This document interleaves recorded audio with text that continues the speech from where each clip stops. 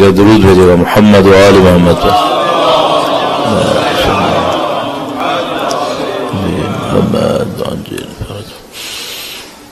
اعوذ باللہ من الشیطان الرجیم. بسم اللہ الرحمن الرحیم. الحمد للہ رب العالمین والصلاة والسلام على سید الانبیاء والمرسلین حبیب الہ العالمین ابی القاسم محمد صلی علی محمد وعلى آله الطيبين الطاهرين سيما بقية الله في الأراضين. قال الله تعالى في كتابه الكريم بسم الله الرحمن الرحيم. أم حسبت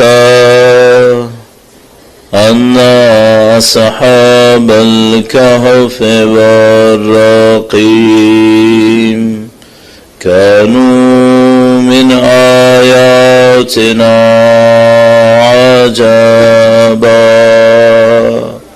درود بھیجے گا محمد و آل محمد صلی علی محمد و آل محمد وعجل فرج. وقت کے امام کے حضور ادائے احترام کے لیے ایک بار پھر درود بھیجے گا محمد و آل محمد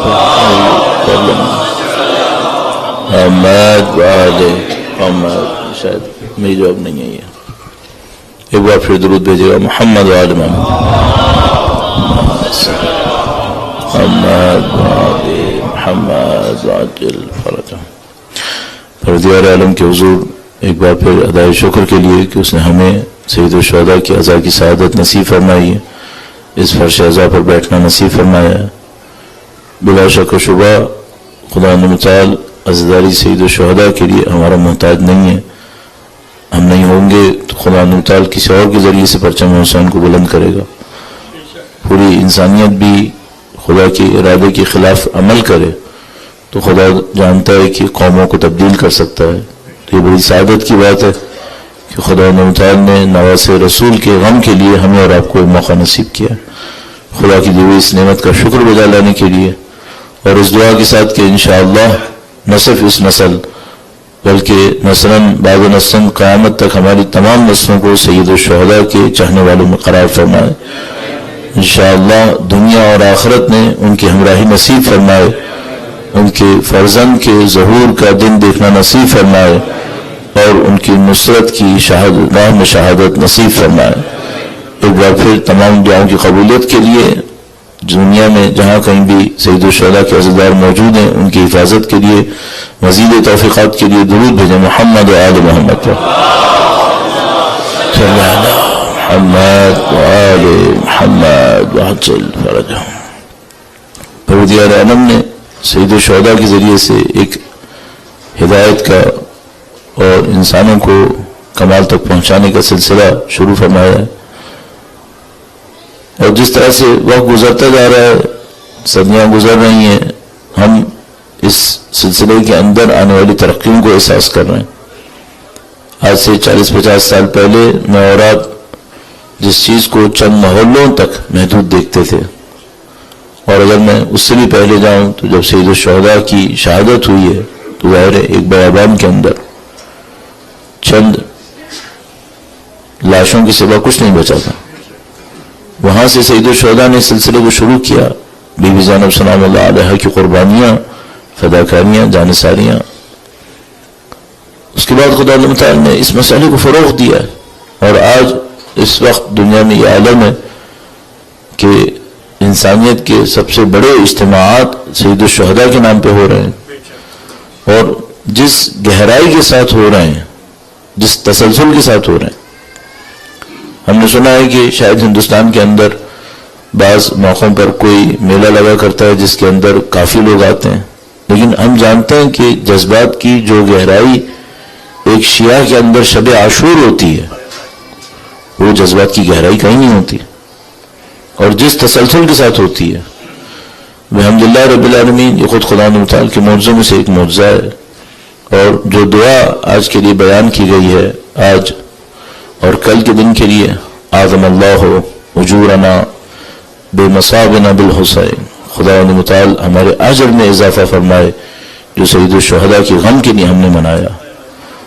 اور اس کا دوسرا حصہ میرا اپنے خیال ہے کہ انتہائی اہم ہے، وجعلنا من الطالبین بثارہ، اور ہمیں ان کے خون کے انتقام کو طلب کرنے والوں میں سے قرار فرمایا.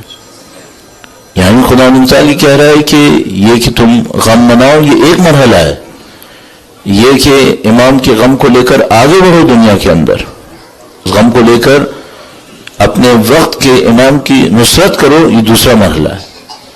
اور یہ وہ مرحلہ ہے جس کے اوپر ہم نے ان چند دنوں میں گفتگو کرنے کی کوشش کی. آپ کے پاس صرف ایک ذمہ داری نہیں ہے. آج کی جو دعا آپ کے پاس موجود ہے، آپ یقیناً مختلف ذرائع سے اس دعا کو لے رہے ہوں گے، کہیں واٹس ایپ کے اوپر آ رہی ہوگی، شاید میسیجز پہ آئی ہو. اعظم اللہ اجورنا بمصابنا بالحسین وجعلنا من الطالبین بثارہ، امام کے ہمراہ ہمیں ان کے خون کے طلب کرنے والوں میں سے قرار فرما. خدا متعال چاہتا ہے کہ ہمارے پاس ایک میسج ہو. اور آج چونکہ اس سلسلے کی یہاں پر آخری مجلس ہے، یعنی اس عشرے کی، اور اس کے بعد ظاہر ہے کہ سیلوں کی مجلس ہونی ہے ابھی، اور کل بھی مجلس ہونی ہے، لیکن چونکہ تسلسل کے اندر موضوع کے حساب سے تو میں چاہوں گا کہ ہم اس مسئلے کے اوپر ضرور توجہ دیں کہ ہم غم برپا کریں. غم برپا کرنے کے بعد جو دوسرا مرحلہ ہم سے بیان کیا گیا، وہ دوسرا مرحلہ کون سا؟ وجعلنا من الطالبین بثارہ. اس کے اوپر چند رائز پیش کریں گے. درود بھیجے گا محمد آل محمد پر. اللہم صلی علی محمد آل محمد. اور بہت اہم ہے کہ یہ بات ہمارے سامنے واضح ہو کہ ہم جو کہہ رہے ہیں کہ سید الشہداء نے انسانیت کی خدمت کی اور انسانیت کے لیے انہوں نے قربانی پیش کی، تو کیا میرے اور آپ کے ذہن میں یہ بات تمام ڈیٹیلز کے ساتھ کلیئر ہے کہ یہ قربانی انسانیت کے لیے کیسے تھی؟ کون سا سید الشہداء نے پیغام ایسا دیا ہے جو انسانیت کے لیے خدمت کا سبب بنے گا؟ اگر مجھے آپ کو اس کو دیکھنا ہے تو میں اس کو ایک اور فنڈامنٹل ٹاپک کے اندر لے کے جاؤں گا. وہ یہ کہ کامیابی ہم کسے کہتے ہیں؟ آپ کو یاد ہوگا، شاید آپ میں سے بعض کو یاد ہو کہ میں نے 2 محرم کے قریب اس مسئلے کو آپ کے سامنے پیش کیا تھا. کامیابی کسے کہتے ہیں؟ اور سید الشہداء نے جو قربانی دی ہے، اس کے ذریعے انہوں نے پوری انسانیت کی کامیابی میں کیا کردار انجام دیا. تو اگر ہم اس ٹاپک کو دیکھیں، کامیابی کسے کہتے ہیں، سید الشہداء کی وہ قربانی کس طرح انسانیت کو کامیابی کی طرف لے کر جائے گی، تو کامیابی کے بارے میں مختلف اوپینینز ہیں. اور میں نے کل پرسوں آپ کی خدمت میں عرض کیا کہ ایک سید الشہداء کا اسکول آف تھاٹ ہے، اور ایک وہ ہے جو آج کی رولنگ آئیڈیالوجی. تو آج کی جو رولنگ آئیڈیالوجی ہے اس میں کامیابی زیادہ سے زیادہ لینے میں ہے. آپ اپنے لیے چیزیں جمع کریں، اس کو دنیا کامیابی کہتی ہے. تو مثال کے طور پر آپ اپنی گفتگو کے اندر جو ہم آپ سے ان چند دنوں میں کرتے رہے ہیں، اگر کسی کے بارے میں کسی نے یہ کمنٹس دیے ہیں کہ وہ اپنے کیریئر میں کامیاب ہیں، تو معمولاً اس کا مطلب یہ ہے کہ اس نے اپنے لیے زیادہ کمایا. اس کو یہاں کامیابی کہتے ہیں، اور اس میں آپ کے کہنے والے کی کوئی غلطی نہیں ہے. ڈومیننٹ کلچر یہی ہے کہ بھی اگر میں آپ سے پوچھوں کہ فلاں شخص یہاں پر یا مثلاً آپ کے علاقے میں جو کامیاب لوگ ہیں وہ کون سے ہیں، تو آپ فوراً ان لوگوں کا تذکرہ کرنا شروع کر سکتے ہیں یہاں کے کلچر کے مطابق جن کے پاس پیسہ زیادہ ہے، جو بڑی اچھی پوسٹ کے اوپر ہے، اور اچھی پوسٹ پر بھی ہونا کوئی فائدہ نہیں اگر پیسہ نہیں ہے، تو اس کے پاس پیسہ ہونا چاہیے دوبارہ، اور یا طاقتور ہیں اور طاقتور ہونے کا بھی کوئی فائدہ نہیں اگر پیسہ نہیں ہو تو دوبارہ پیسہ ہونا چاہیے. تو جو کچھ معیار کامیابی کا یہاں پر ہے وہ یہ ہے کہ کس نے زیادہ لے لیا ہے. اب بدقسمتی یہاں پر ہے کہ کچھ نے تو یہ دیکھ لیا ہے کہ کہاں سے لیا ہے تو کامیاب ہے، کچھ نے تو یہ بھی نہیں سوچا ہے کہاں سے لیا ہے تو کامیاب ہے، یہ بھی نہیں سوچا ہے. اور بدقسمتی سے آپ جس زمانے میں زندگی گزار رہے ہیں اس زمانے میں ان کے بقول طاقتور ترین ملک کا طاقتور ترین آدمی جو بننے جا رہا ہے وہ خود کہہ رہا ہے کہ یہ میری ٹرکس ہیں کہ میں کہاں سے کماؤں. یہ تو اس دور کی اخلاقی انحطاط کا عالم ہے کہ جو کسی ملک کا لیڈر بننے کی طرف جا رہا ہے وہ خود یہ کہہ رہا ہے یہ امپورٹنٹ ہے کہ کتنا کماؤں، یہ امپورٹنٹ نہیں ہے کہ کیسے کماؤں. اور یہ انحطاط ہے اس جگہ کا، یا اس پوری، نہ میں کہوں اس جگہ کا بلکہ اس پوری کلچر کا انحطاط، اس کا زوال ہے یہ. تو کامیابی کا معیار یہ ہے کہ کس نے زیادہ لیا ہے. اور میں نے عرض کیا عقل مند ہوا ہے تو تھوڑا دیکھ لیا کہ کہاں سے لیا ہے، صحیح لیا ہے یا غلط لیا ہے، ورنہ زیادہ تر یہ کوشچن بھی نہیں ہے. اگر بہت لے لیا ہے بس یہ کامیاب ہو گیا. غیر اس کا سید الشہداء کی فکر سے کوئی تعلق نہیں ہے. سید الشہداء کی فکر میں ایک آدمی بہت زیادہ کما گیا ہے، سید الشہداء کے نزدیک کوئی حیثیت ہے اس کی؟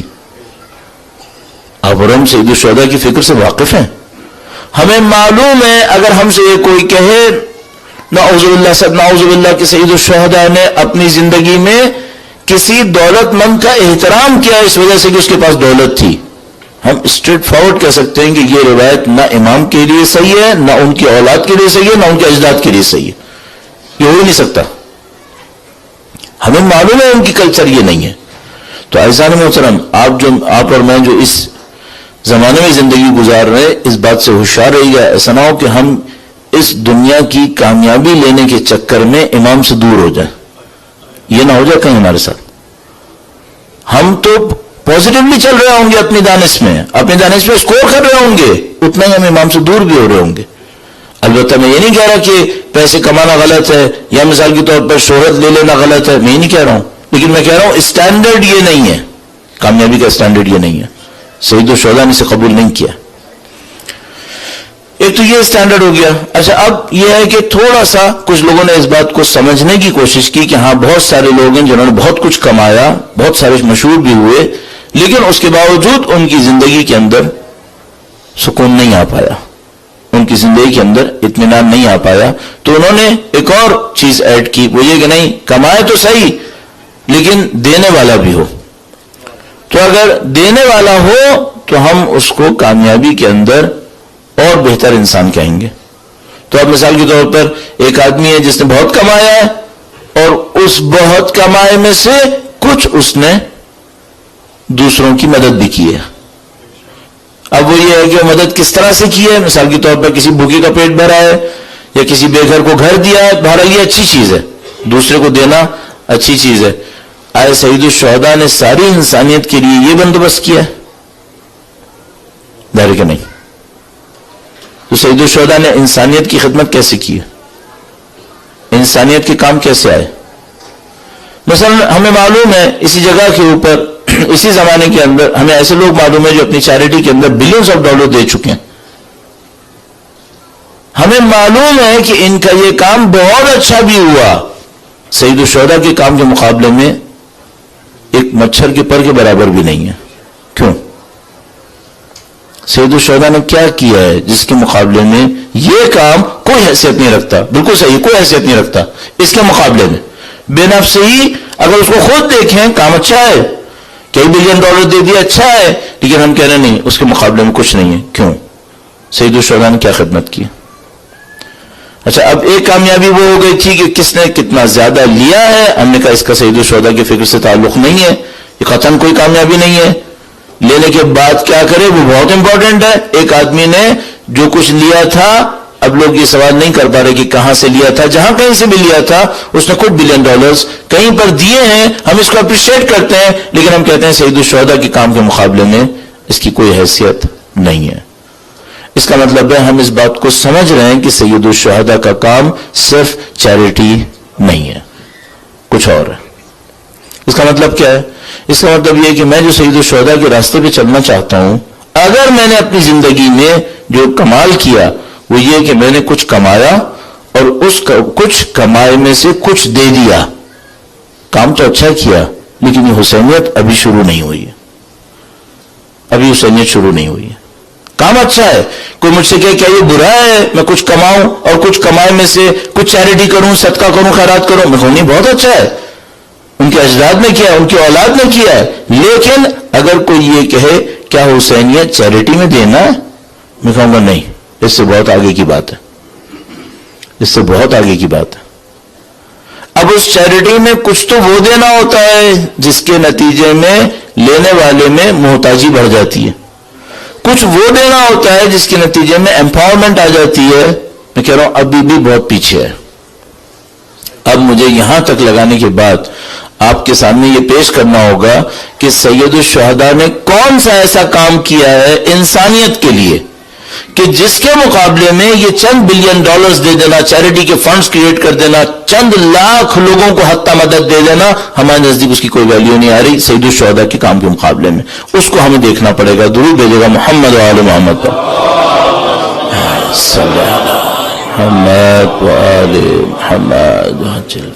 سید الشہداء کا کام ان تمام کاموں سے ہٹ کر اس سے کہیں زیادہ بنیادی کام ہے, اس سے کہیں زیادہ بنیادی کام ہے. وہ کام کیا ہے اور اس کا پریکٹیکل امپلیمنٹیشن آج کے دور میں وہ کیسے ہوگا, مجھے اس کو نزدیک کم سے کم ضرور لانا ہے.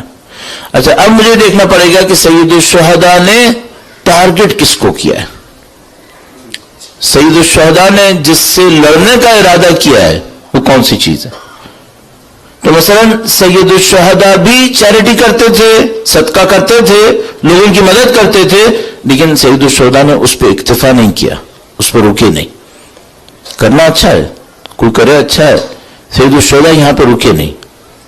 سید الشہداء نے گویا ایک نظام دیکھا ہے اور اس نظام کے اندر ایسا ظلم دیکھا ہے جس کے نتیجے میں ہمیشہ لوگ مظلوم اور محروم بنتے رہیں گے. ایک پورا سسٹم ہے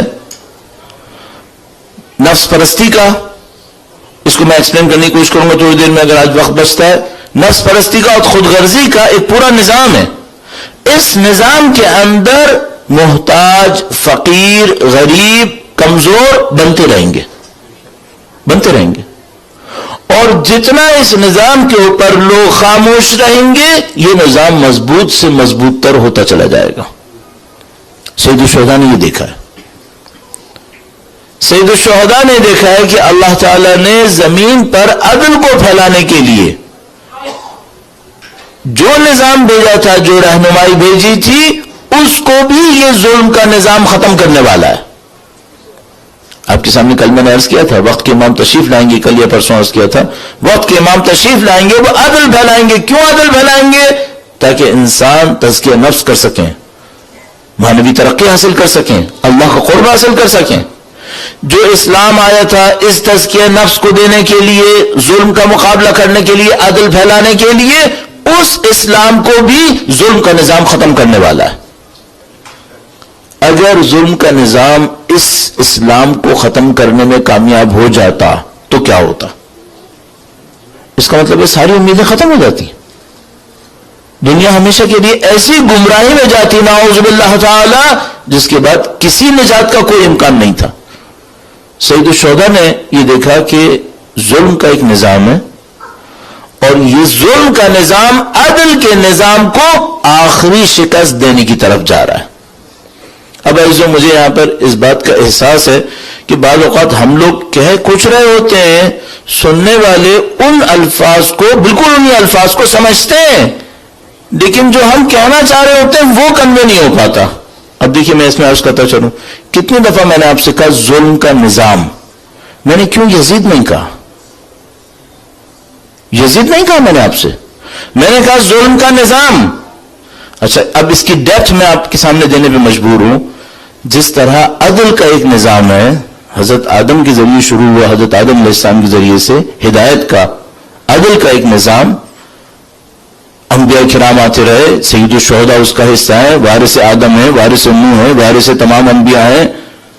یہ عدل کا پورا نظام ہے. اچھا کیا یہ نظام ہے یا پیسز ہیں؟ سسٹم ہے یا پیسز ہیں؟ تو ہم کہتے ہیں نہیں، یہ کنٹینیوٹی میں ایک سسٹم ہے پورا. اس میں شریعت باری باری نازل ہوئی ہے اور اپنی پرفیکشن کے اوپر آئی ہے. اس کو آپ چینج نہیں کر سکتے. یہ مثال کے طور پر اینٹوں کا ڈھیر نہیں ہے کہ آپ ڈھیر کو یہاں سے اٹھا کے کہیں اور رکھ دیجئے، ڈھیر کو اوپر سے نیچے کر لیجئے، ایسا نہیں ہو سکتا. یہ خدا کا پورا نظام ہے. اس نظام کے اندر ان پٹ، آؤٹ پٹ، انالیسس سب کچھ ہے اس کے اندر. یہ جو پوری سیکوینس ہے یہ عدل کا نظام ہے. اب میں آپ سے ایک سوال پوچھ رہا ہوں، ظلم کا نظام ہے یا ظلم کے پیسز ہیں؟ اور میں گارنٹی سے آپ کی خدمت میں عرض کر رہا ہوں، اگر آپ نے اس مسئلے پہ پہلے توجہ نہیں دی تو آپ کے ذہن میں یہ ہے کہ ظلم کے پیسز ہیں، ظلم کا نظام نہیں ہے. اور میں آپ کی خدمت میں عرض کرنا چاہ رہا ہوں ایسا نہیں ہے، ظلم کا بھی نظام ہے. جس طرح عدل کا ایک نظام ہے، حضرت آدم علیہ السلام سے شروع ہوتا ہے، انبیاء کرام علیہ السلام کی طرف آتا ہے، ختمی مرتبہ آئمہ اطہار اور سید الشہداء اس ظلم کے نظام کے وارث ہیں. اس کے سامنے جو شیطان ہے، کیا وہ کوئی نظام نہیں لا رہا؟ نہیں، وہ نظام لا رہا ہے. اس بہت کمپلیکیٹڈ، بہت افیکٹو، پروڈکٹیو سسٹم کے مقابلے میں وہ بھی اپنا ایک سسٹم لے کر آیا ہے. اس سسٹم کے اندر بھی ایک کنٹینیوٹی ہے، اس سسٹم کے اندر بھی کچھ کمپلیکیشنز ہیں، ورنہ وہ یہ مقابلہ نہیں کر سکتا تھا اس نظام کے مقابلے میں.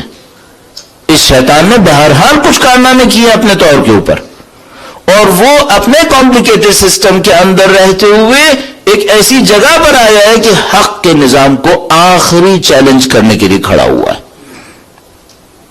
آخری چیلنج کرنا چاہتا ہے. یعنی سید الشہداء کو پتا ہے کہ یہ جو نظام ہے جس کا میں وارث ہوں، اس کے مقابلے میں ظلم کا ایک نظام ہے جس کا یہ یزید وارث ہے. آخری معرکہ ہونے والا ہے. اب اگر میں اس معرکے میں نہیں آیا، ظلم کا نظام ہمیشہ کے لیے جیت جائے گا. اور یہ وہ چیز ہے جو میں اور آپ اپنے نعروں کے اندر کہیں نہ کہیں کہتے ہیں، لیکن شاید اس کی ڈیٹیلز کو فیل نہیں کر پاتے. ہم کہتے ہیں کہ اگر امام نہ اٹھتے، قربانی نہ دیتے، تو گمراہی ہمیشہ کے لیے چھا جاتی. کیا مطلب آپ کیا کہنا چاہ رہے ہیں؟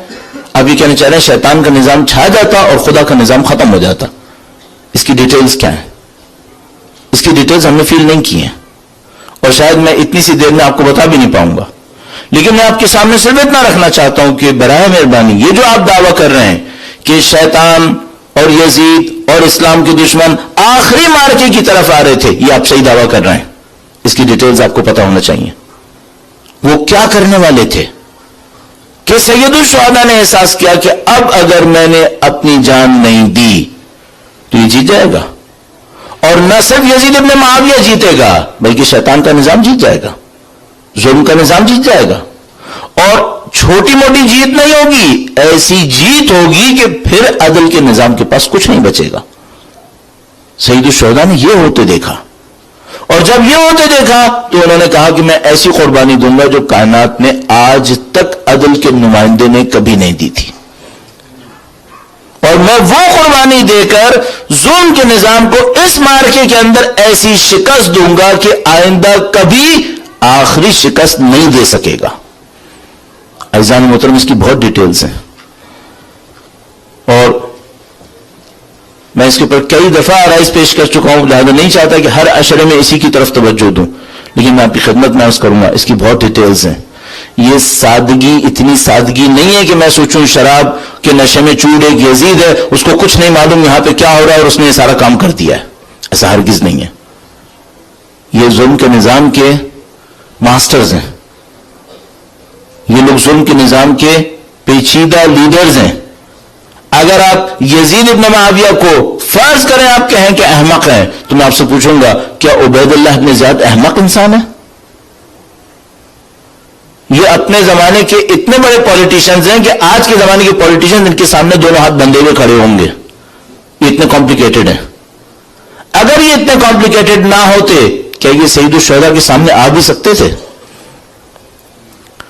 اور اگر کوئی یہ سمجھ رہا ہے کہ یہ جو انہوں نے قیدی بنایا، یہ جو انہوں نے لاشوں کو پامال کیا، یہ کم عقلی کی وجہ سے تھا یا نہ سمجھنے کی وجہ سے تھا، ان کو پتہ ہی نہیں تھا کیا کر رہے ہیں، نہیں، آپ ان کی جرم کو کم کر رہے ہیں اگر آپ یہ سوچ رہے ہیں.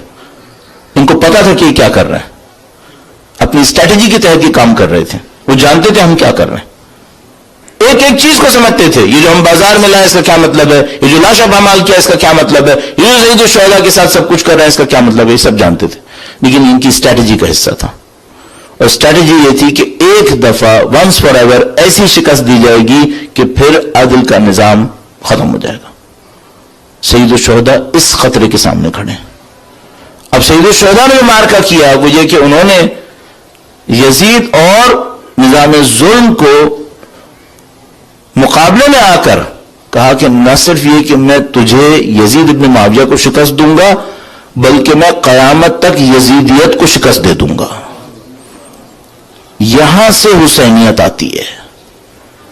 سید الشہداء امام حسین یزید ابن معاویہ سے صرف نہیں ٹکرائے تھے، عبید اللہ ابن زیاد سے نہیں ٹکرائے تھے، وہ کائنات میں قیامت تک آنے والی یزیدیت سے ٹکرائے تھے. اس کو ختم کرنے آئے. اب مجھے اور آپ کو فوراً دیکھنا پڑے گا سید الشہداء نے قیامت تک کے لیے ہمیں میسج کون سا دیا ہے جس سے قیامت تک کے لیے یزیدیت ہمیشہ ختم ہو سکتی ہے. ختم ہوگی ہم لوگ کچھ اس پیغام کو سمجھ پائیں تو. اور میں نے عرض کیا خدا نہ کرے نعوذ باللہ اگر ہم نہیں سمجھ پائے کوئی اور سمجھے گا، اور الحمدللہ رب العالمین قوم میں سمجھ رہی ہیں، ہمیں بھی اپنے رول کو پلے کرنا ہوگا. یہ کیا میسج ہے اس کی طرف آپ کی توجہ میں نے کافی حاصل کرنے کی کوشش کی، وقت بہت کم ہے. درود بھیجے گا محمد و آل محمد پر. صلی اللہ محمد وعجل فرجهم. آج شب عاشور ہے اور ظاہر ہے کہ کافی مومنین شامل ہونا چاہتے ہیں، پیچھے شاید جگہ کم ہے. آپ لوگ درود پڑھتے ہوئے تھوڑا سا آگے تشریف لے آئیے. درود بھیجے گا محمد و آل محمد پر. صلی اللہ محمد وعجل. ایک بار پھر درود بھیجے گا محمد و آل محمد پر.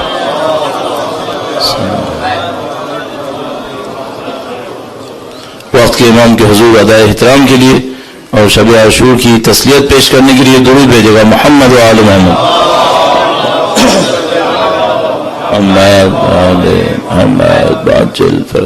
بہت ہی مختصر کرتے ہوئے، ظاہر ہے کہ مجلس کے بعد جیسے کہ اعلان ہوا جلوس کا شیڈول ہے اور ہمیں وقت کے اوپر ختم کرنا ہے تاکہ انشاءاللہ یہاں پہ ایک مہا ہو سکے اور بعد میں آپ جلوس میں شرکت کر سکیں.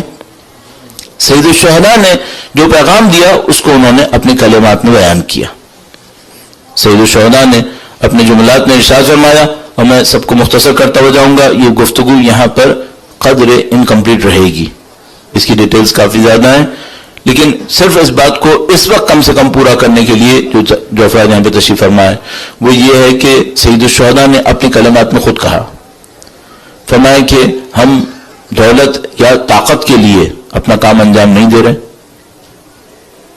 نہ ہم طاقت کی جنگ کے لیے یہ جد و جہد کر رہے ہیں. سید الشہداء نے متعدد سوالوں کے جواب میں، چاہے وہ عبداللہ بن عباس نے پوچھا، محمد ابن حنفیہ نے پوچھا، دوسرے لوگوں نے پوچھا، سید الشہداء نے فرمایا انی اريد ان آمر بالمعروف وانہا عن المنکر. میں چاہتا ہوں کہ امر بالمعروف کروں اور نہی عن المنکر کروں. ایک جملہ جو سید الشہداء بار بار دہراتے رہے ان تمام سوالوں کے جواب میں وہ یہ جملہ تھا، انی اريد ان آمر بالمعروف وانہا عن المنکر.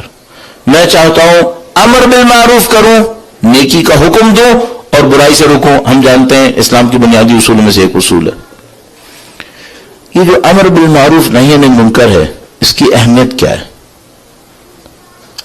ہم لوگ جو امر بالمعروف نہی عن المنکر کو سمجھتے ہیں بہت معذرت کے ساتھ بہت ہی سمپلیفائڈ فارم میں، بغیر اس کی ڈیپتھ کے ہم یہ سمجھتے ہیں کہ ایک آدمی نے داڑھی نہیں رکھی ہے تو میں اس سے کہوں گا کہ داڑھی رکھ لو، کسی خاتون نے پردہ نہیں کیا ہے تو میں اس سے کہوں گا پردہ کر لو، کوئی نماز نہیں پڑھتا ہے تو میں اس سے کہوں گا نماز پڑھ لو. یہ سب ہیں امر بالمعروف نہی عن المنکر. سید الشہداء کون سا امر بالمعروف نہی عن المنکر کرنا چاہتے ہیں؟ بہت نفیس کتاب ایک ہے، ڈاکٹر ابراہیم آیتی کی کتاب تاریخ عاشورہ. کبھی موقع ملا آپ اس کو پڑھ لیجئے. سید الشہداء کون سا امر بالمعروف نہی عن المنکر کرنا چاہتے ہیں؟ تو مثلا رائٹر کہتے ہیں بہت اچھا لکھا کہ سید الشہداء نے یہ نہیں کیا کہ وہ مدینہ کے بازار میں جائے اور لوگوں سے کہیں کہ لوگوں ناپ تول صحیح کرو. اور یہ جتنی مثالیں میں آپ کو دے رہا ہوں یہ سب امر بالمعروف نہی عن المنکر کی مثالیں، صحیح مثالیں ہیں. یہ سب امر بالمعروف نہی عن المنکر کا حصہ ہے. سید الشہداء امر بالمعروف اور نہی عن المنکر کو بہت بڑے لیول پہ لے جانا چاہ رہے ہیں. اور وہ لیول کیا ہے؟ وہ لیول یہ ہے کہ اگر کوئی ظالم حاکم حکومت پہ آیا ہے جس سے دین اور اللہ کے بندوں کو خطرہ ہے، تمہاری ذمہ داری ہے اس کا مقابلہ کرو. سید الشہداء اس مرحلے پر آئے ہیں. اور یہ وہ چیز ہے جس کو میں کئی دنوں سے آپ کی خدمت میں عرض کر رہا ہوں، ظلم کا مقابلہ. سید الشہداء اس مرحلے کے اوپر آ کر ہمیں دعوت دے رہے ہیں. بس سید الشہداء کی دعوت بس اتنی نہیں ہے کہ میں کسی آدمی کو کوئی چھوٹا سا غلط کام کرتا دیکھوں تو اسے بولوں تم نے غلط کیا، لیکن اگر کوئی طاقتور غلط کام کر رہا ہو تو خاموش ہو جاؤں. نہیں، سید الشہداء مجھ سے کہنے نہیں، تم میں سے کچھ لوگوں کو یہ ذمہ داری لینی پڑے گی کہ جب اس ظالم کے سامنے جس کے سامنے سب خاموش ہوتے چلے جا رہے ہیں کوئی اٹھے اور کہے کہ تو نے ظلم کیا ہے. اچھا، اس راہ میں اگر میں یہ کروں گا تو کیا ہوگا؟ ظاہر ہے کہ جان جائے گی، ظاہر ہے کہ جان قربان کرنی پڑے گی. اگر کوئی ایسا ظالم ہوا جو اس طریقے سے انسانوں کے خون سے کھیل رہا ہوا اور اس سے میں کہوں کہ تم نے ظلم کیا ہے، تم نے غلط کیا ہے، تو کیا وہ مجھے چھوڑ دے گا؟ ظاہر ہے کہ نہیں. سید الشہداء نے ہمیں اس فکر پہ لے جا کے کھڑا کیا، کہا کہ ہاں یہ وہ مرحلہ ہے جو میں تم سے چاہ رہا ہوں کہ تم کرو. اب آپ دیکھیے کہ حسینیت میں خون کیوں ہے. ورنہ آپ تصور کیجئے اگر معاملہ اتنا ہے کہ سید الشہداء نے کوئی کام کیا ہے جس کے نتیجے میں میری اور آپ کی شفاعت ہو گئی اور معاملہ ختم ہو گیا، تو کسی ظالم کو ہم سے لڑنے کی کیا ضرورت ہے؟ کوئی ظالم کیوں گھبرا رہا ہے؟ متوکل عباسی سید الشہداء کی قبر پہ کیوں ظلم کرنا چاہتا ہے؟ اور حتی آج کے دور میں یہ صدام حسین جیسے لوگ یہ کیوں سید الشہداء سے نشانہ لے رہے ہیں، کیوں سید الشہداء سے لڑنا چاہتے ہیں؟ ہم سب کو معلوم ہے سید الشہداء کی میسج کی ایک ڈیپتھ ہے، اور وہ ڈیپتھ یہ ہے کہ جو بھی ظلم کرے گا اس کے سامنے سید الشہداء کا ماننے والا کوئی کھڑا ہو جائے گا، مقابلہ کرے گا. اور ہمارے دور کے اندر بہت خوبصورت مثالیں ہیں ہمارے پاس. الحمدللہ ہم آج کے دور کو بہت سنہری دور کہتے ہیں، بار بار آپ کے سامنے کہہ چکے ہیں. بہت خوبصورت مثالیں ہمارے پاس موجود ہیں. مثلا آیت اللہ محمد باقر صدر کی مثال. صدام کو دور آیا، ہر چیز پہ پابندی لگ گئی، کوئی امام حسین کے روزے پہ نہیں جا سکتا، مسائل ہی مسائل، مصیبتیں ہی مصیبتیں، لاکھوں لوگ مر گئے اور لاکھوں لوگ جیلوں کے اندر چلے گئے، عورت مرد بچے سب کی عزتیں پامال، جان و مال سے کھیلا گیا. ایک متقی پرہیزگار سید بزرگوار کھڑے ہوئے اور انہوں نے کہا کہ نہیں یہ غلط ہو رہا ہے. اور ہر ایک نے ان کو سمجھایا کہ دیکھیے آپ شہید ہو جائیں گے. ان کا ٹھیک ہے. اور ان کے ایک شاگرد نے ایک دفعہ مکالمے کے اندر بتایا کہ ہم نے استاد سے کہا کہ استاد آپ شہید ہو جائیں گے اور عراق کی قوم اس وقت آپ کی شہادت سے فائدہ نہیں اٹھا پائے گی. اور انہوں نے فرمایا کہ شہید باقر صدر نے کہا کہ مجھے معلوم ہے کہ ایسا ہوگا، لیکن ہر دور میں ہر ظالم کے سامنے کچھ لوگوں کو میرے جد امجد کی سیرت پہ چلنا ہوتا ہے. میں اپنے جد امجد کی سیرت پہ چلوں گا، مجھے معلوم ہے میرا خون پامال ہوگا، لیکن انہوں نے فرمایا کہ میں نے اپنے جد امجد سے سیکھا ہے کہ یہ خون اثر ضرور لائے گا، یہ خون اثر لائے گا. عزیزان محترم، یہ وہ پیغام ہے جس کے سامنے آج کے فریڈم فائٹر سر جھکانے پہ مجبور ہوئے ہیں. آپ اور میں سن رہے ہیں مثلا نیلسن منڈیلا یہ کہتا ہے کہ میں جیل میں تھا، میں سوچ رہا تھا کہ سائن کر دوں اور میں تمام مسائل کو ختم کر دوں، اچانک مجھے یاد آیا کہ نہیں امام حسین نے مقابلہ کیا تھا. تو کہنے لگا میں ڈٹ گیا اور میں نے کہا کہ نہیں اب میں اس کا مقابلہ کروں گا. یہ لوگ کس اسپرٹ کو امام حسین سے سیکھ رہے ہیں؟ یہ لوگ اس اسپرٹ کو سیکھ رہے ہیں کہ نہیں ہمیں کوئی مسئلہ نہیں ہونا چاہیے، اکیلے ہونا بھی مسئلہ نہیں ہے. ہمیں ظالم کو ظالم کہنا چاہیے، غلط کو غلط کہنا چاہیے. یہ امر بالمعروف نہی عن المنکر کا کم سے کم درجہ ہے. البتہ امر بالمعروف نہی عن المنکر کی بہت ڈیٹیلز ہیں، اس کی بہت زیادہ شرائط ہیں. ان تمام کو اچھی طرح پڑھنا، ان تمام کو اچھی طرح سیکھنا میدان عمل میں آنے سے پہلے بہت ضروری ہے. لیکن میں آپ کی خدمت میں عرض کرنا چاہ رہا ہوں، اگر میں اور آپ حسینی بننا چاہتے ہیں تو معاملہ صرف اتنا نہیں ہوگا کہ میں شب عاشور یہاں پہ جمع ہوں، صبح عاشور غم مناؤں اور گھروں کو گیا اور معاملہ ختم. نہیں، سوال یہ ہے کہ آپ کے اندر اتنی طاقت کب آئے گی کہ آپ ظالم کو کہیں کہ تم ظالم ہو، آپ غلط کو کہہ سکیں کہ ہاں یہ غلط ہے. اچھا، جب کوئی یہ کہے گا تو وہ بچ جائے گا، سیف اور سیکیور رہے گا؟ نہیں. یہ سید الشہداء کے نظام کی بڑی عجیب خوبصورتی ہے. دنیا کا ہر لیڈر، تقریباً ہر لیڈر اپنے ماننے والوں سے کہتا ہے تم اگر میرے راستے پہ چلو گے نا تو تمہیں ساری کامیابیاں مل جائیں گی، دنیا کی ہر چیز صحیح ہو جائے گی. تم سوشلزم کے اوپر جاؤ، تم کیپٹلزم کے اوپر جاؤ، تم فلاں پارٹی کے اندر جاؤ، تمہاری دنیا بن جائے گی. اصل سید الشہداء نے پہلے دن سے اپنے چاہنے والوں کو یہ کہا، مدینے میں خط لکھا، جب مکہ تشریف لا چکے تھے مدینے کے لوگوں کو خط لکھا، خاص کر جوانوں کو خطاب کیا اور کہا کہ جو ہمارا ساتھ دے گا وہ شہید ہو جائے گا. ابھی نہیں پتا تھا کہ کوفے والے ساتھ نہیں دیں گے، اور میرا اپنا یہ خیال ہے کہ جب امام نے یہ خط لکھا تو اس وقت یہ بھی کنفرم نہیں ہوا تھا کہ کوفہ جائیں گے یا کہیں اور جائیں گے.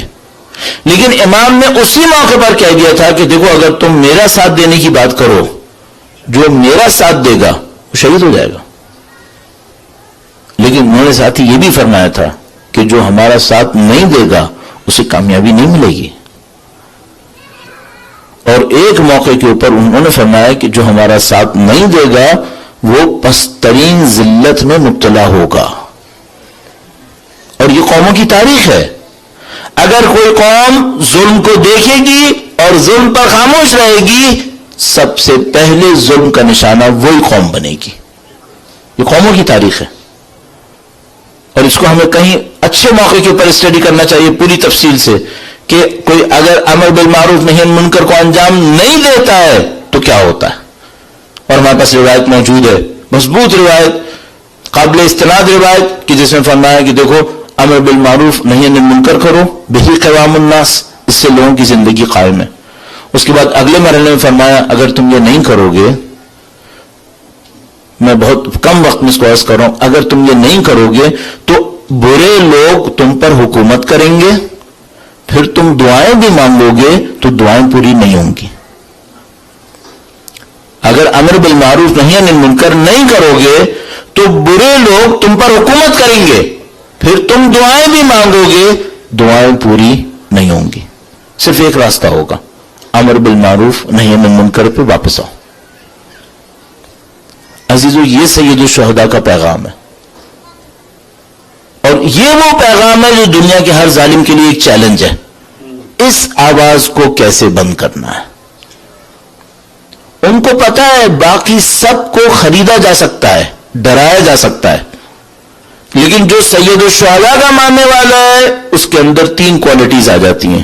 نمبر 1، وہ خاموش نہیں بیٹھے گا. نمبر 2، وہ لالچی نہیں ہے کہ خریدا جا سکے. نمبر 3، وہ موت سے نہیں ڈرتا کہ اسے ڈرایا جا سکے. پس سید الشہداء کا چاہنے والا، سید الشہداء کا سچا ماننے والا سفیر حسین اپنی ذات میں نمبر 1 اتنی بہادری رکھتا ہے کہ بولتا ہے. نمبر 2، اتنا آزاد انسان ہے، اور میں نے آزاد انسان کی ڈیفینیشن دی پچھلی سے مجالس کے اندر، اتنا آزاد انسان ہے کہ لالچی نہیں ہوتا، حریص نہیں ہوتا، اسے خریدا نہیں جا سکتا، آزاد انسان ہے. اور اتنا جری نڈر بہادر ہے کہ اسے کوئی موت سے ڈرا بھی نہیں سکتا. یہ ہماری مثالوں میں لوہے کی فولاد کی چٹان ہے، یہ پہاڑ ہے پھر. اور امیر المومنین نے ایسے ایک پہاڑ مالک اشتر کے لیے کہا تھا کہ کل جبل الراسخ، یہ استقامت کا پہاڑ تھا. اور مومن کے لیے فرمایا المومن کل جبل الراسخ لا تحرکہ العواصف، مومن ایسے پہاڑ کی مانند ہے جس کو کوئی آندھی اپنی جگہ سے ہلا نہیں سکتی. کیوں نہیں ہلا سکتی؟ نہ خاموش رہتا ہے، نہ لالچی ہوتا ہے کہ بکے، نہ بزدل ہوتا ہے کہ موت سے ڈرے.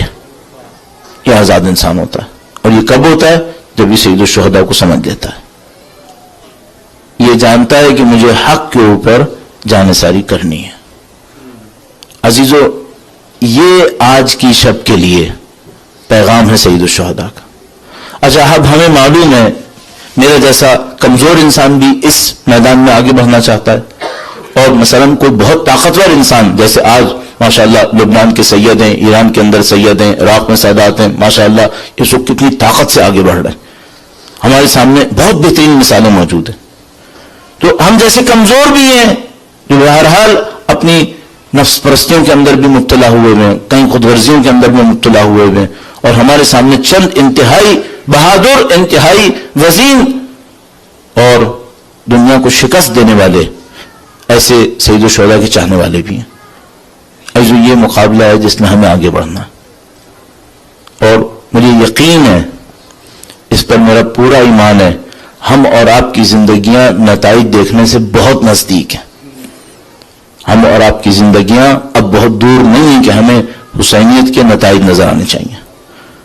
اور ایک طرف سے یہ ہمارے لیے خطرہ بھی ہے، وہ یہ کہ خدا نہ کرے ان آخری معرکوں میں ہم لوگ سست نہ پڑ جائیں، اچھا، فوری طور پر بہت جلدی میں، ہمارے پاس وقت نہ ہونے کے برابر ہے. آج کی جو ڈومیننٹ کلچر ہے وہ جانتی ہے کہ حسینی کو خاموش کیسے کرنا ہے، وہ بھی اپنی طاقت دکھا رہی ہے. مثلا جب سید الشہداء کا ماننے والا یہ کہتا ہے کہ میں پوری انسانیت کی خدمت کی خاطر پورے ظلم کے نظام سے ٹکراؤں گا، انسانیت کی خاطر پورے ظلم کے نظام سے ٹکراؤں گا، تو آج کی کلچر کیا دیتی ہے؟ آج کی کلچر دیتی ہے خود غرضی. تم اپنے آپ کو دیکھو، تمہیں باقی کی کیا پرواہ، اپنے لاک کے اندر گھومو، اپنی زندگی کو دیکھو. تو یہ جو آج کی کلچر ہے، ڈومیننٹ کلچر، وہ خود غرضی دیتی ہے، اپنے آپ کو دیکھو بس. اور ہم دنیا کے اندر ایسے لوگوں کو بہت دیکھ رہے ہیں، انہیں کوئی غرض نہیں ہے دنیا میں کون مر رہا ہے کون جی رہا ہے، ان کو صرف ایک بات سے غرض ہے، میرا فریج بھرا ہوا ہے، میری گاڑی اچھی ہے، میرا گھر اچھا ہے، میرا معاملہ ختم ہو گیا. یہ آج کی ثقافت ہے، انسانیت کی خدمت کی بجائے خود غرضی. اچھا، سید الشہداء کی ثقافت کیا ہے؟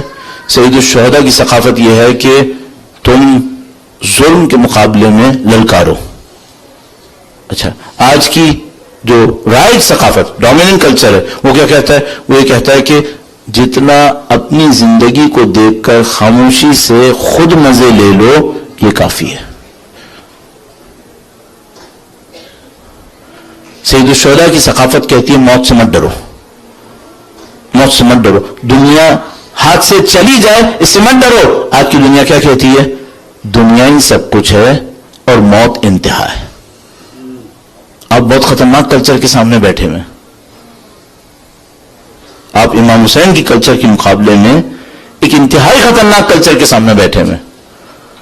اب آپ کیسے اس مارکے سے بچیں گے؟ الحمدللہ رب العالمین، سید الشہداء کے دسترخوان سے آپ کو یہ نصیب ہو رہا ہے، آپ کو اور مجھے یہ نصیب ہو رہا ہے.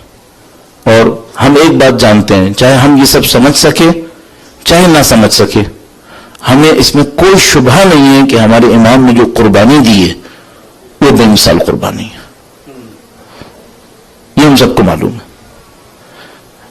ہمیں احساس ہے کہ شاید ہمارے اندر وہ گہرائی نہ ہو جو سید الشہداء کو سمجھنے کے لیے چاہیے ہوگی، لیکن اللہ کا کرم ہے، خدا متعال کا شکر ہے، امام حسین کی محبت ہمارے دلوں کے اندر ہے.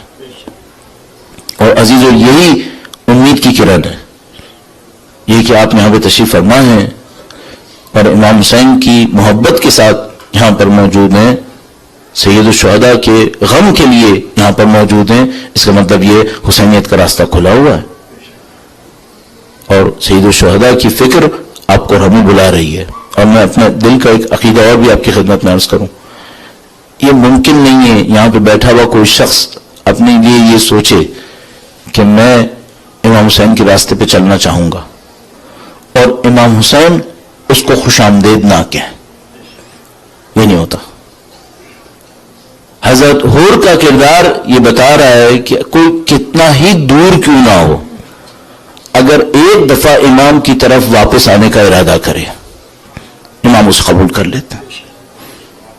کریم امام ہے اور کریم خاندان کا با کرامت وارث ہے، با کرامت وارث، قبول بھی کرتے ہیں اور اس سے بڑی قربانی دیتے ہیں جو ان کے ماننے والے نے دی ہو، اس سے بڑی قربانی دیتے ہیں۔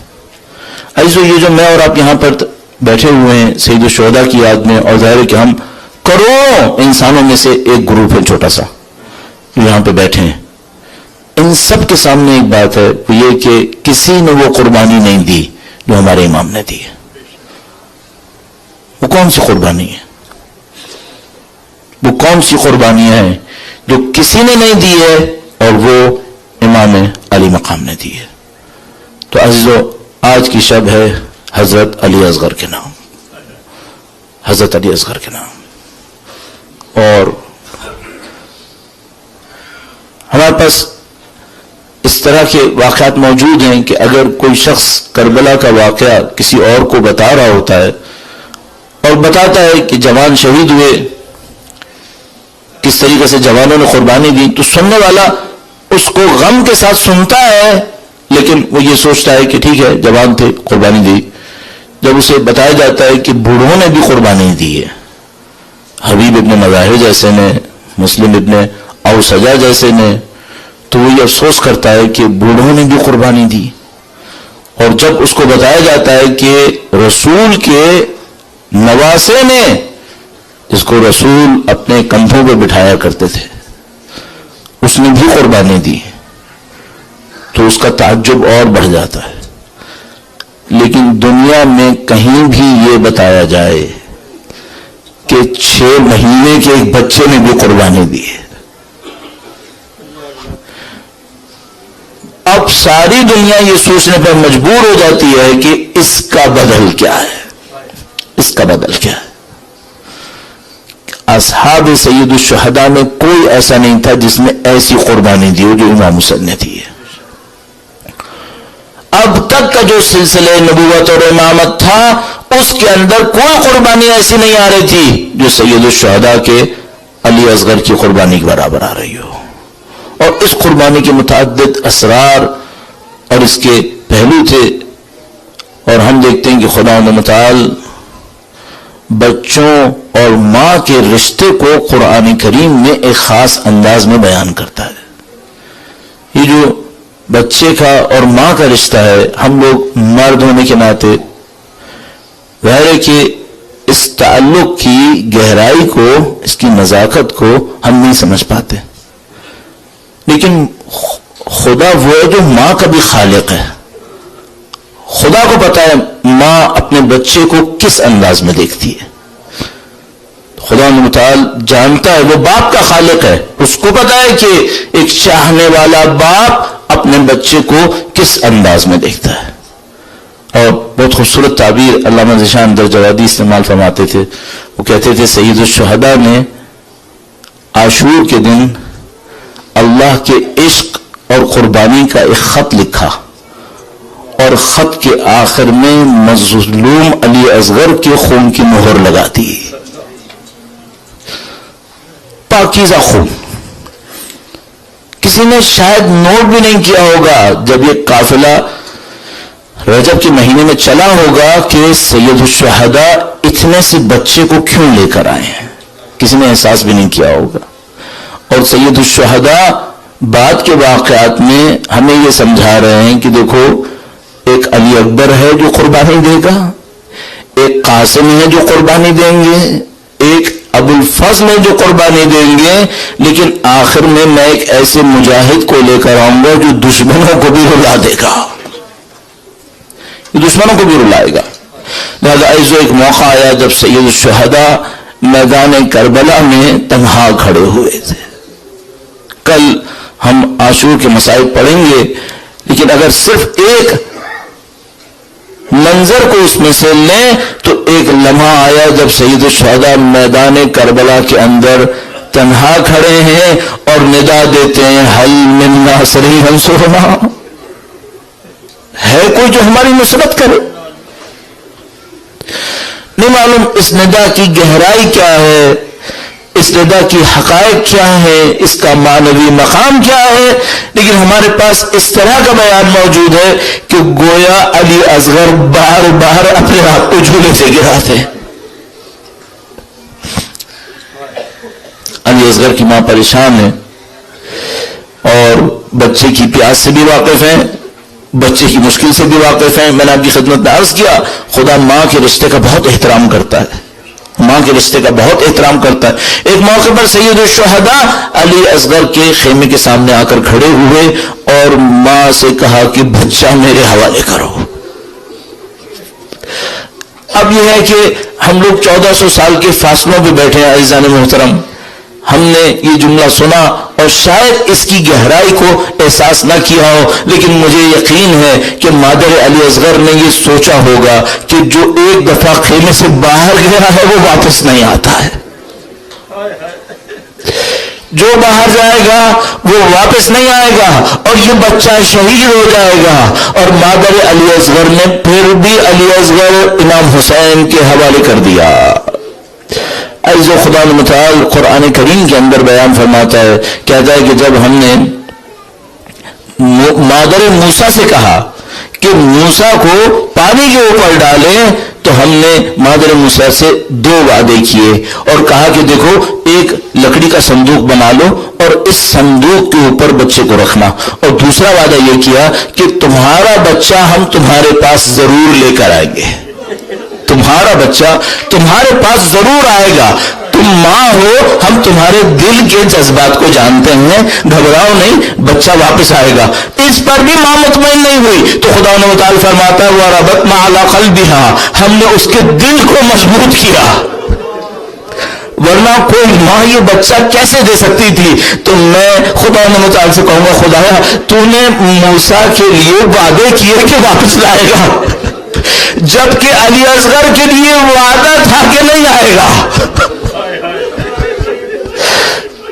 تو نے علی اصغر کی ماں کے دل کو کتنا مضبوط کیا ہوگا کہ اس ماں نے یہ شیرخوار سید الشہداء کے ہاتھ میں رکھا اور اعتراض کا ایک جملہ بھی نہیں کہا۔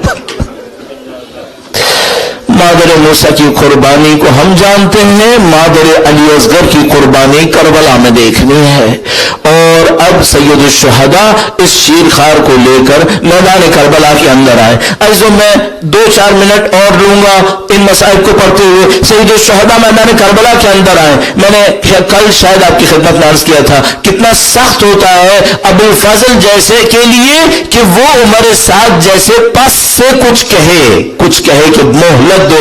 اب ذرا تصور کیجئے گا کتنا سخت ہوگا سید الشہداء کے لیے، ساقی کوثر کے لیے، اپنے بچے کو دونوں ہاتھ پر اٹھا کر لائے اور دشمنوں سے کہے کہ دیکھو اس مظلوم کی زبان دیکھو، اگر پانی نہیں پلانا تو مجھے مت پلاؤ، اس بیچارے کی کیا تاثیر ہے؟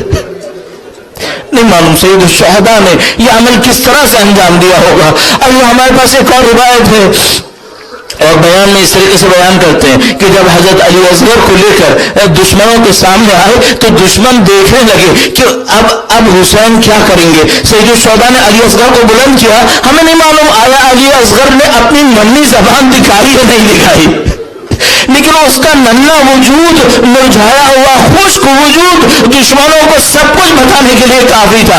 بس ایک موقع آیا کہ دشمن کے لشکر میں ایک رونا پیٹنا شروع ہو گیا اور سب دشمن کہنے لگے کہ اگر حسین کو پانی نہیں دے رہے تھے تو ہم نے اس بچے کو پانی دے دینا چاہیے۔ عمر سعد دیکھتا ہے کہ لشکر میں بغاوت کا امکان ہے تو ہرملا سے کہتا ہے کہ اب تو تیر چڑھا۔ اب ہرملا نے تیر چڑھایا۔ اب تھوڑا سا رکیے گا، یہ جو ہرملا کے پاس تیر تھے اس کو اردو میں اور فارسی میں کہتے ہیں تیر سے شعبہ، اس کے اندر 3 کونے نکلے ہوئے تھے۔ یہ جو تیر سے شعبہ ہوتا تھا یہ اتنا سخت تیر ہوتا تھا کہ اگر اونٹ کے جیسی ران پہ لگے تو ران کٹ جایا کرتی تھی، اتنا سخت تیر شمار کیا جاتا تھا۔ یہ تیزی سے چلتا ہوا جاتا تھا، گھومتا ہوا جاتا تھا اور سب کو کاٹتا ہوا چلا جاتا تھا.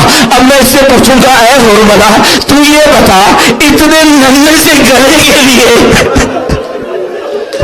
یہ جو تو سینے سے شعبہ مار رہا ہے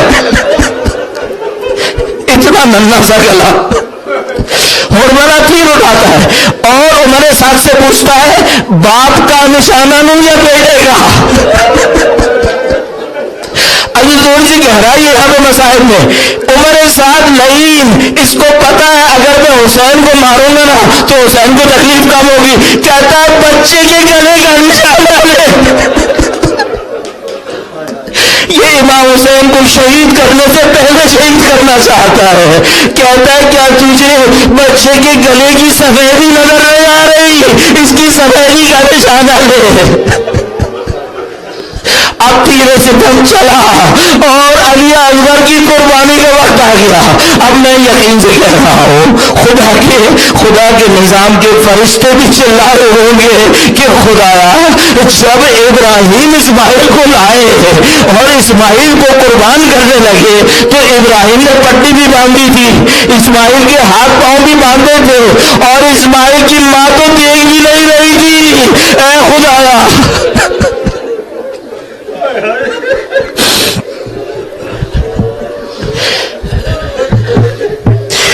یقیناً فرشتے بھی پکار اٹھے ہوں گے کہ خدایا یہ کیا معرکہ ہے. مادر علی اصغر خیمے سے دیکھ رہی ہے کہ علی اصغر قربان ہونے والا ہے.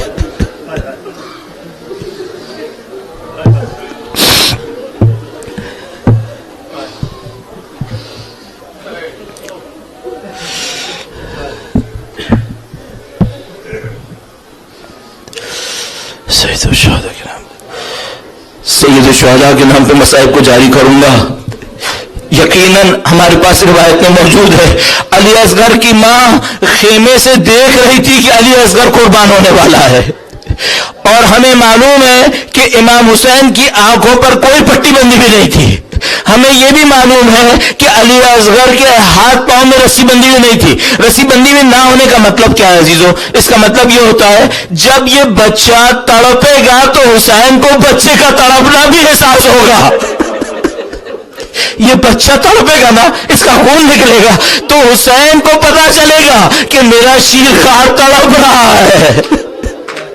ان سب کے باوجود امام حسین علی اصغر کو لے کر آئے. اب عزیزو میں 1-2 منٹ اور لوں, ایک اور روایت بیان کروں. علی اصغر کا ہونٹوں کا پھڑپھڑانا, اگر میں عربی میں اس کی روایت کو بیان کروں تو شاید اردو والے نہ سمجھ سکیں. جب پانی میں مچھلی ہوتی ہے, اس مچھلی کو باہر نکال دیا جائے تو یہ جو مچھلی پانی کے باہر گرتی ہے یہ اپنے منہ کو دبانا شروع کرتی ہے کہ شاید کہیں سے ہوا پانی منہ پر آ جائے تاکہ یہ زندہ رہ سکے.